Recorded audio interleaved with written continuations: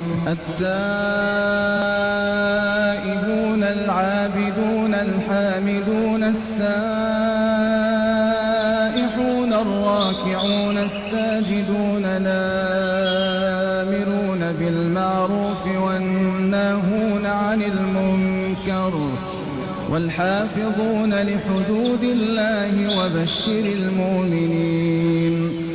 ما كان للنبي والذين آمنوا أن يستغفروا للمشركين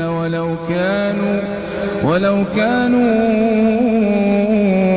أولي قربى من بعد ما تبين لهم أنهم أصحاب الجحيم.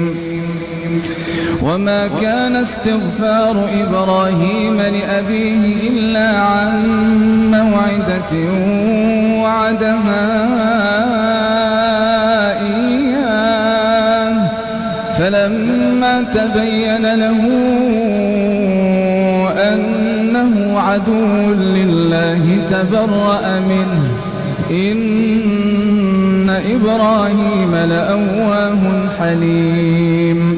وما كان الله ليضل قوما بعد إذ هداهم حتى يبين لهم ما يتقون.